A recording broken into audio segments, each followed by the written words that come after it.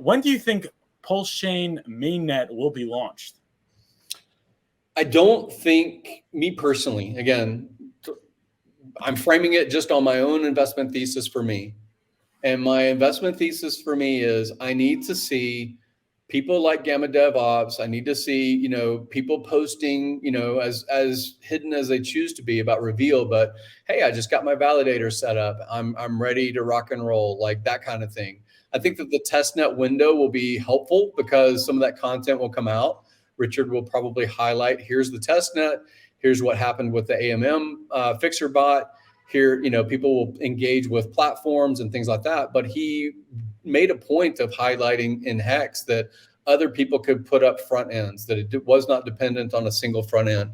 And I want to see him making similar content, if not others like Gamma Dev and so forth, saying, here's how you can do it at home. Here's how turnkey or easy it is. Here's how difficult it is and what you need to understand before you move your hardware to another IP address or relocate. Like he talks about the only way that you really can be slashed. So I want to see that content come out on this next testnet. If it's during the testnet and I see that it is popular, echoed, retweeted by Richard, things like that, I'll be like, oh, we're getting very close. Like we're getting very close to mainnet because Richard is advocating things he sees in the marketplace and content and commentary in the marketplace. And he is highlighting yeah, you're right. And he's highlighting no, you're wrong. Like, here's what you need to understand to support the network. Like, I want to see that. If I see that, which again, these are all dependent on the action from leadership, right? Whether it's Richard or others, like there needs to be leadership commentary. I don't even see, like, maybe because I'm blocked or he doesn't care about me or whatever. I don't even see Rackham making that kind of content, and he is known to be very vested in his community, very vested in the Pulsechain, PulseX products, right? Mm-hmm. So, like, I want to see him making content talking about security models and how to support the network. I would love to see him talking about that more than I would like to hear any of these guys talk about price. I really don't care about price. If I don't see that content same time. So like that's where I would be more confident to say mainnet is imminent. Like we are prepared for thousands of home-based validators that are running at lower than running an executable Bitcoin miner, right? Back in the day. Like I want to see that narrative popular. Then I'll be like, yeah, we are ready, like for mainnet.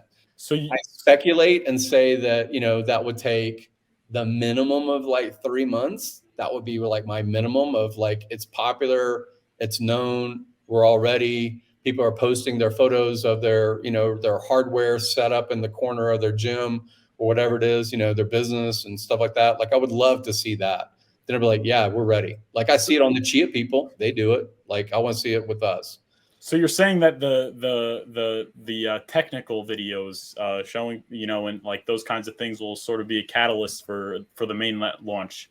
Yeah, but I mean it's necessary now. It's not a delegated proof of stake.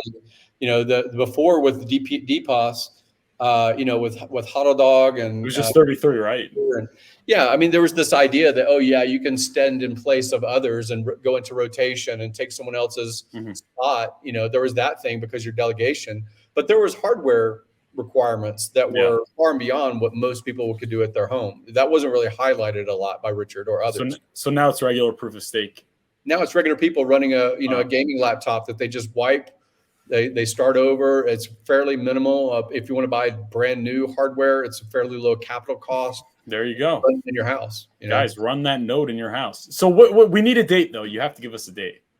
Okay, you don't have to. I would say after he releases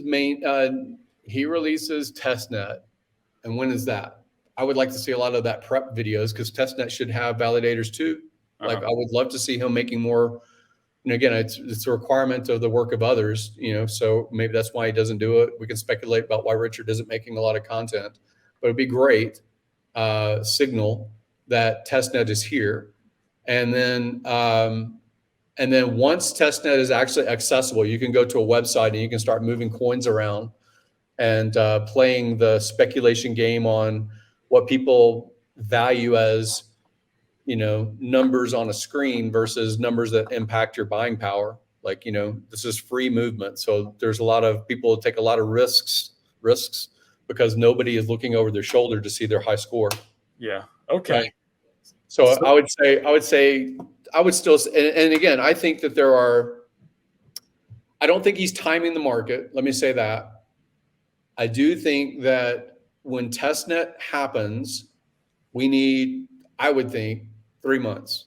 And that is because there needs to be TikTok content, commentary content, people trying to break it content, you know, haters content. That kind of content needs to get out there, right?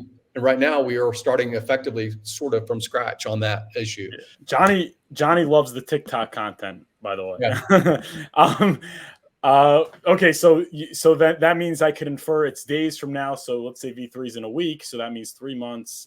So May. we're okay. May, there you go. I guess Johnny's that supports Johnny.